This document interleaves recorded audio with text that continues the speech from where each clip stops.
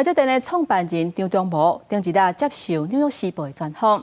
讲到美中晶片战争的看法。伊认为讲中国抢到半导体霸主的地位机会并无大。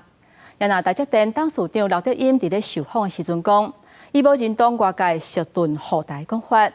认为中国袂因为台湾的半导体来决定敢是要拍台湾。伊认为其实美中的关系才是关键。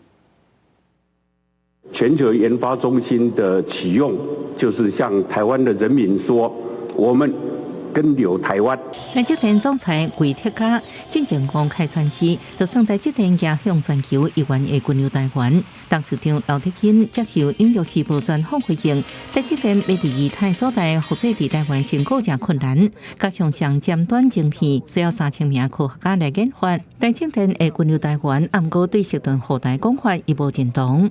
细盾是有用，但是我们不能只靠细盾，还是要靠我们自己的国防武力，还有我们民众这个就会愿不愿意一战的决心。台湾生产的晶片，和外界打实盾的讲法是因为美中双方拢需要台湾晶片，毋过实盾到底是护台也是引战，引起争论。刘德音认为，中国袂因为半导体集权台湾，也袂因为半导体袂集权台湾，这完全错怪美中因要如何维持双方拢想要爱的现状。台积电创办人张忠谋受访时表示，中国得到半导体霸主地位机会无大，美国将对中国祭出政策，阻止中国企业摕到尖端半导体技术。美国公司失去一寡业务，中国会找到反击的方法。即使是美中晶片战争持续的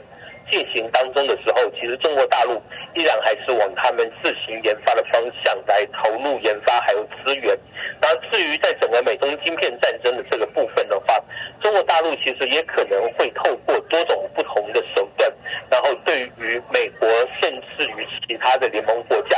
进行施压。专家认为，美中晶片战有向顶端发展出势，为贸易战甲物资继续扩大，未来是不是造成全球物价波动，加上俄乌战争，是不是引爆第一摆全球通膨危机，爱密切观察。记者综合报道。